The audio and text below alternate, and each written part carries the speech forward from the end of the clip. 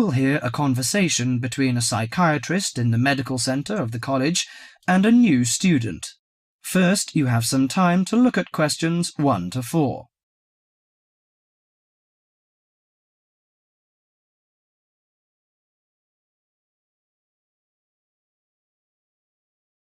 Now listen carefully to the conversation and answer questions 1 to 4. Hello, sit down, please. Thank you. Now, you are a new patient, aren't you? Yes, that's right. Okay, so I'd better get some basic details down first. Right, we'll start with your name. Martin Hansen. Do you spell that S-O-N or S-E-N? Hansen. Okay, and you're a first-year student? Yes, I am. Study in? Electronics, actually. Ah, I hope you enjoy it. Thanks. And your address? 2805 Hesperian Avenue, Hayward. 2805 and Hesperian. Yes, that's Hesperian. Hayward, Hayward. And your phone number? 734-246-55. 734-264-55. No, you got the 6 and the 4 the wrong way round. It's 24655. Huh? Sorry, right. And, when were you born? The 15th of June, 1986. Here in New Zealand? No, I was born in Sydney.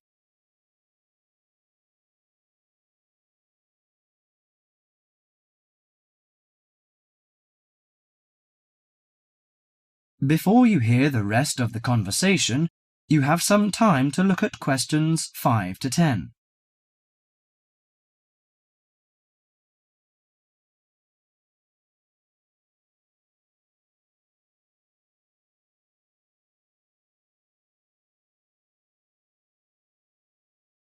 Now listen to the conversation and answer questions 5 to 10. Good.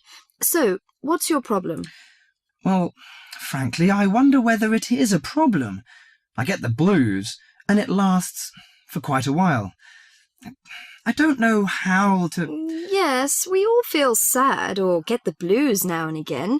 Generally, our sadness lessens in time, and with the support of friends. However, if the depression leads to difficulty in thinking and greatly disrupts your daily routine, it can be evidence of a psychiatric problem. What do you feel exactly? I always feel sad and worthless. I find it hard to fall asleep and wake up early in the morning. How long has it lasted? Nearly half a month. Do you feel fatigue or loss of energy? Or you may have lost interest or pleasure in usual activities? Yes, sometimes. At first I thought I could overcome it by myself, but I failed, and I'm so glad that you came here. It seems that you are suffering mild depression from your symptoms. Depression? Yes, I feel depressed sometimes. But why would I... Depression may occur as a result of biochemical changes in the body. Alcohol, amphetamines, cocaine, and LSD can bring on depression. Those who have a family history of depression usually have a greater risk of depression. Sometimes the worrying changes in life can lead to depression. I see. I had a really bad breakup of a love relationship. It makes me feel hopeless. Do you think I need some treatment? Yes. Antidepressant medications are often used to treat depression, if it is serious. But I don't suggest them at first because of the side effects.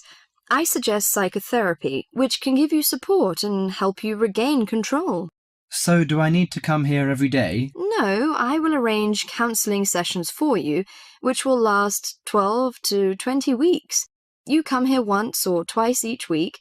The psychotherapy is directed at helping you gain insight and understanding about events in your life, which may have contributed to your depression. With growing insight, you can often learn more effective ways of coping with your feelings and changing your behaviour. What can I do to take care of myself? Well, at first you should do some physical exercises on a regular basis, at least 3 times a week. How is your food? Do you eat well? Yes, I think so. I eat at my homestay family. Good. Find a hobby or a positive recreational activity to participate in once or twice a week.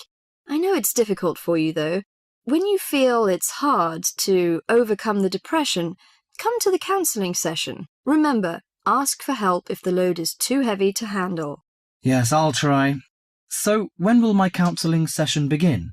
I'm going to arrange that for you. That is the end of part 1. You now have half a minute to check your answers.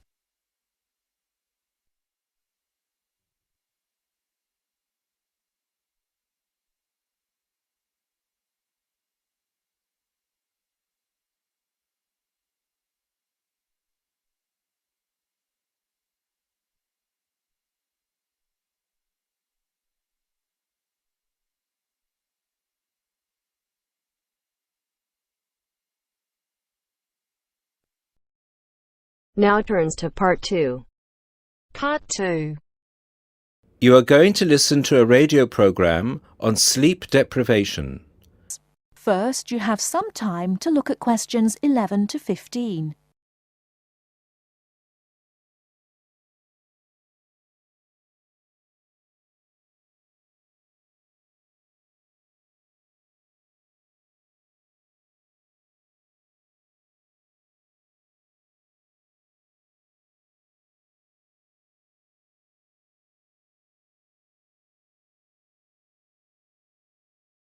Now, listen carefully and answer questions 11 to 15.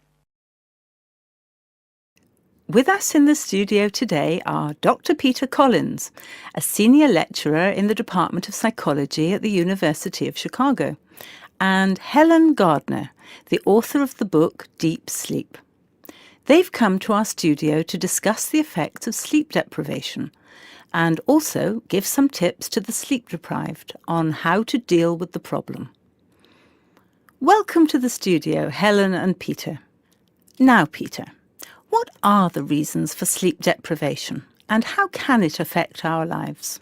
Well, the research into sleep deprivation started in the late 50s and has been going on ever since. Many researchers link sleep deprivation with electricity, television and computers, which have enabled humans to work 24/7. Before electricity was invented, people's body clocks were synchronized with the sun's schedule, and the average time they spent sleeping was 8 to 9 hours a night. By 1975, that average was down to 7 hours, and today 1/3 of us sleep less than 6 hours a day. This leads to a condition called chronic sleep deprivation, which basically means going for extended periods of time with less sleep than your body needs. Chronic sleep deprivation can cause a variety of physical and psychological problems. At its most basic level, loss of sleep can make us more irritable and less efficient, and can affect long-term memory and concentration, which can result in more accidents. According to the latest research into sleep deprivation is the main reason for 3% of plane crashes, 10% of domestic accidents, 20% of accidents at work, and 45% of all traffic accidents. Research into the physical effects of chronic sleep deprivation suggests more serious and significant long-term complications. Research from my university, the University of Chicago, has shown that sleep deprivation interferes with how the human body regulates insulin and sugar metabolism, which can increase the risk of diabetes. People who are sleep deprived have weakened immune systems and are more prone to viruses and other kinds of infections. People who don't get enough sleep have cognitive problems or difficulties processing and assimilating new information. Lack of sleep affects long-term memory and slows down such abilities as judgment and reaction times. Some researchers link sleep deprivation with obesity, indicating that sleep disorders and eating disorders are often linked. Before you hear the rest of the talk, you have some time to look at questions 16 to 20.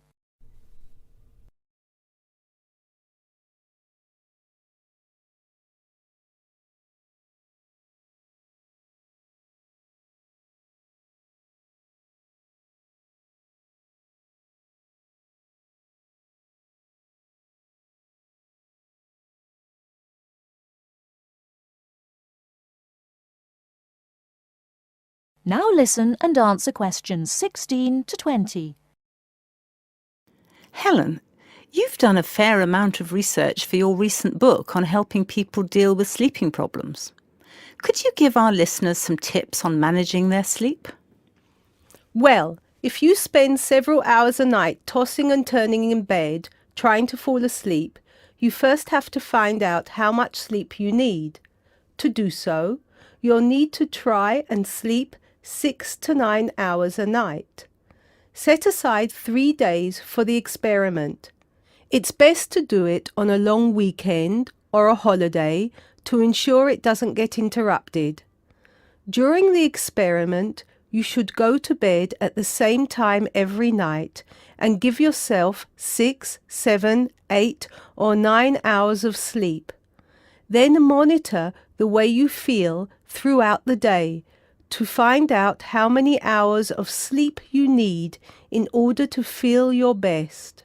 Once you find out how much sleep you need, you can work on improving the quality of your sleep. The main secret here is to allow yourself 1 or 2 hours to relax before going to bed. You may want to try and have a warm shower or bath before going to bed. Doing some quiet activities such as reading or filing can help some people relax. A warm drink in bed helps to induce sleepiness. Some people take up yoga or meditation to help them relax at night. Different techniques will work for different people, so it's best to experiment and find the one that suits you best. You should definitely avoid using technology before going to bed. Activities such as playing video games, watching TV, and others which require you to use your attention can stop you from falling asleep. Avoid eating before going to bed. A late dinner can disrupt your sleep. Not only is going to bed with a heavy stomach bad for digestion and can make you overweight, but it can also keep you awake for hours. Caffeine-rich drinks can increase your heart rate, which can stop you from falling asleep. Energy drinks also have the same effect on your body. You should avoid drinking these at night. The same goes for vigorous physical exercise, such as weightlifting or working out on a treadmill. In many cases, you can reset your body clock and make it tick for you by changing your lifestyle. If your sleep deprivation is severe, it's always best to seek professional advice and get an appointment with your doctor, who might prescribe you sleeping pills. Thank you, Helen. We'll be back after the break and we'll be answering questions we've received from our listeners.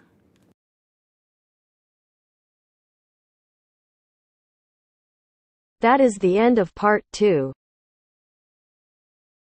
You now have half a minute to check your answers.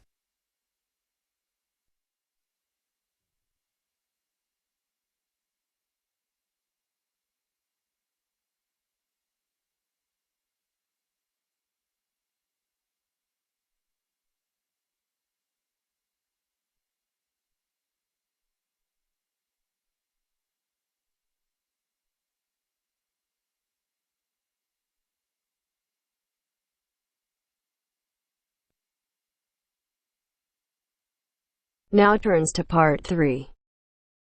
Part 3. You'll hear a woman calling Laverton Arts Centre for some information. First, you have some time to look at questions 21 to 26.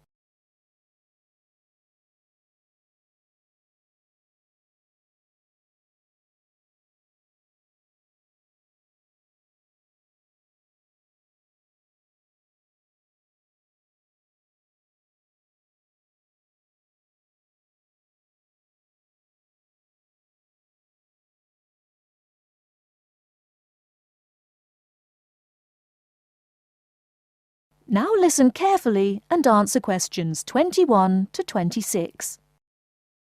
Laverton Arts Centre. How can I help you? Hello. I've been to the Arts Centre a few times recently, and I understand you have this scheme for regular visitors. The Friends of Laverton Arts Centre. Yes, that's right. I wonder if you could tell me a little about it. I mean, how much it costs and what benefits it offers, things like that. Certainly. Well, first of all, the good news is that we've recently changed the scheme. It used to cost £15 a year, but now it's free. All you have to do is fill in an application form. You can either come to the Arts Centre and do that here, or you can go to our website and apply online.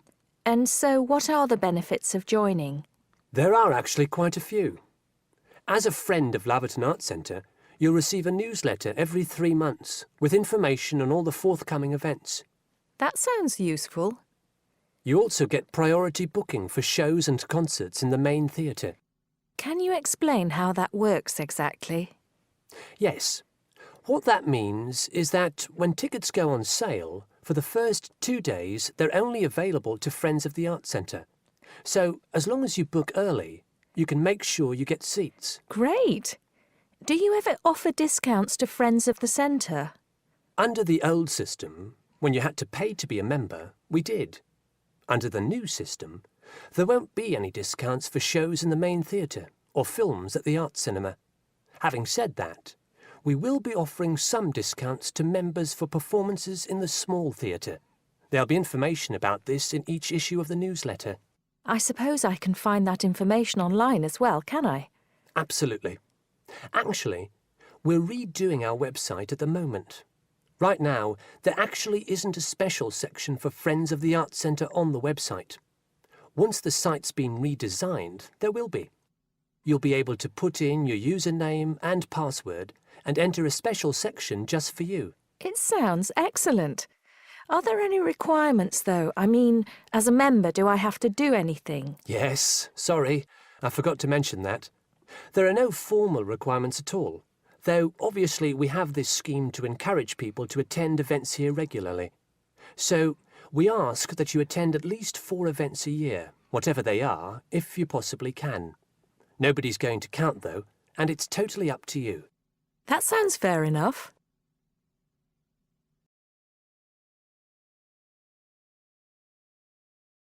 Before you hear the rest of the talk, you have some time to look at questions 27 to 30.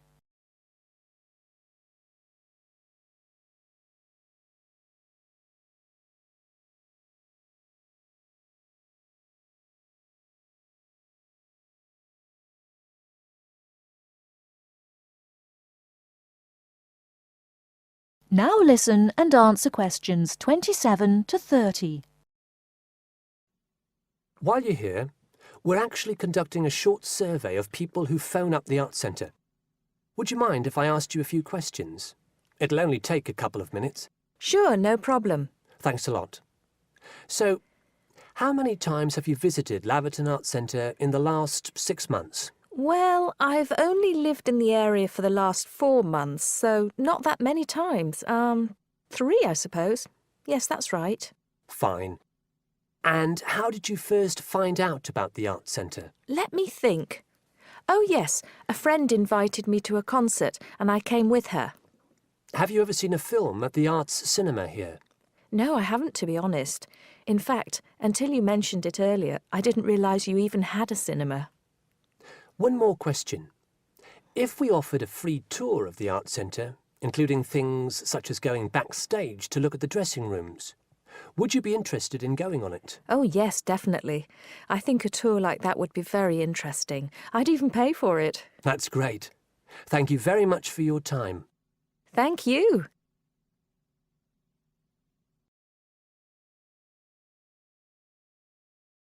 That is the end of part 3. You now have half a minute to check your answers.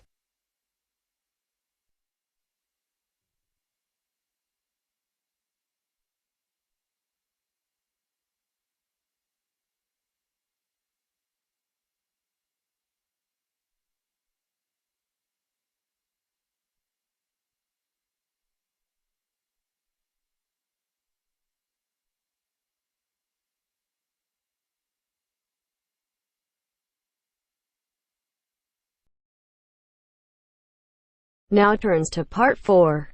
Part 4. You are going to hear a talk on 2 famous American presidents. As you listen, fill the missing information in the notes below. First, you have some time to look at questions 31 to 40.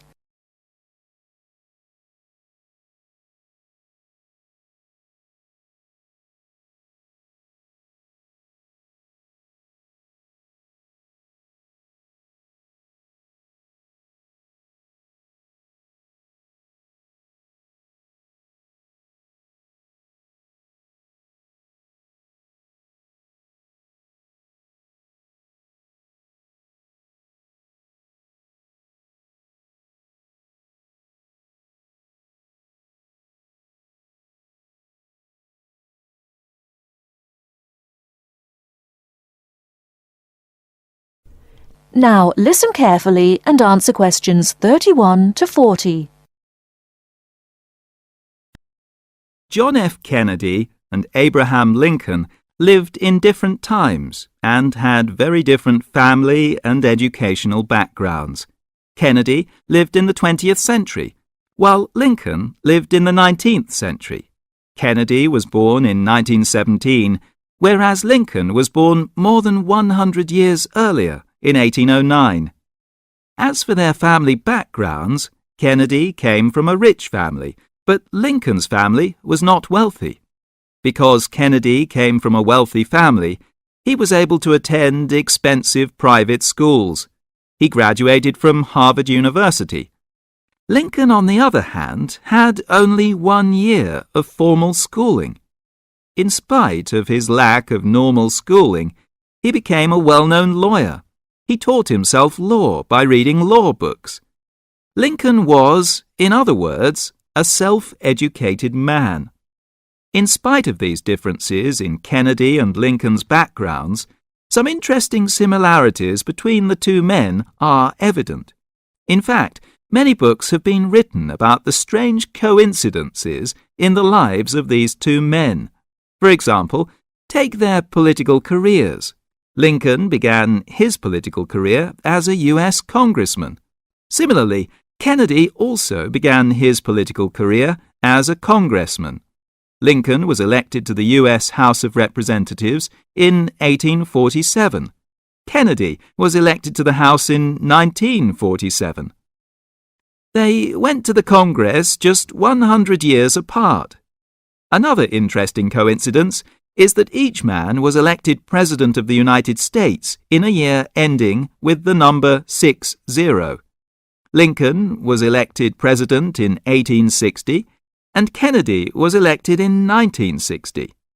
Furthermore, both men were president during years of civil unrest in the country.